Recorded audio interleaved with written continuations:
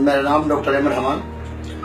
मैं 3 विषय में पीजी हूँ, 2 विषय में मेरा रिसर्च है।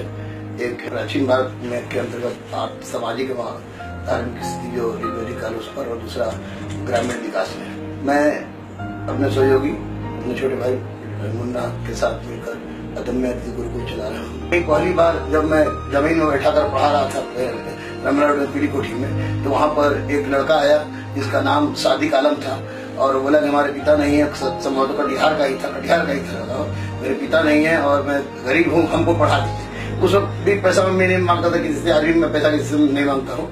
मैंने कहा कि तुम आगे पढ़ दो, डायरेक्ट वो आके पढ़ने लगा, और बहुत खुशनसीब है मैं भी कि वो लड़का आज उड़ीसा में डीएम के पद पर तैनात है।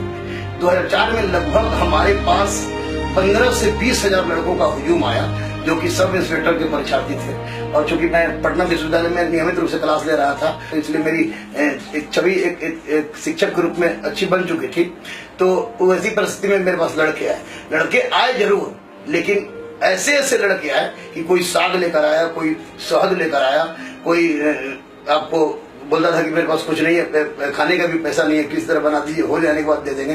तो वैसी परिस्थिति में मैं और मुन्ना दोनों ने मिलकर एक काम किया कि जो जिसके पास पैसा नहीं है, जो पैसा नहीं है वो उसको मुन्ना भाई हमको फ्री में पढ़ाया जाए। कभी कभी तो ऐसी भी परिस्थिति आई कि बड़ी विपरीत परिस्थिति से हमको गुजरना पड़ा।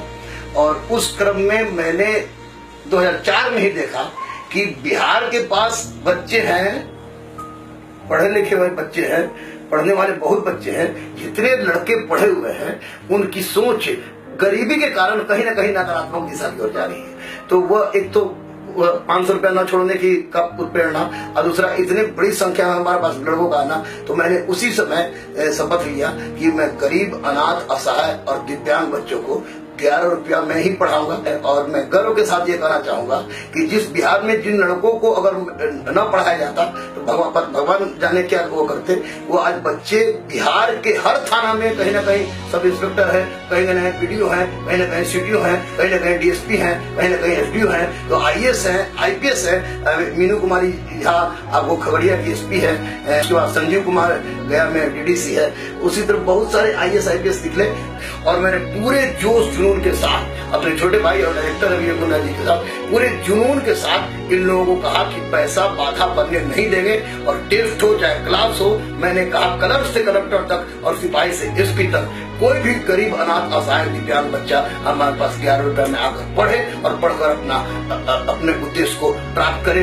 वर्तमान में आज मुझे इतना गर्व होता है कि लोग कहते हैं कि पैसा है तो भी ठीक है, पैसा नहीं है तो भी ठीक है। अगर पैसा नहीं है तो सीधे गुरु रहमान के पास चलो, वहाँ पर रहिए। मुझे बहुत गर्व होता है, और मैं महसूस कर रहा हूँ कि पटना बदल रहा है। बिहार के सुदूर देहात में भी आज इस तरह की परंपरा बन गई है कि लोग नीचे लिख देते हैं गुरु रहमान की प्रेरणा से हर गरीब, अनाथ, असहाय, दिव्यांग को 11 रुपए में पढ़ाएंगे। तो निश्चित रूप से मुझे बदलता हुआ बिहार, बदलता हुआ पटना और बदलता हुआ भारत की तस्वीर नजर आ रही है। और एक नए भारत के निर्माण का जो सपना हम लोगों ने सोचा है वो हम लोग के सामने उभर कर आ रहा है।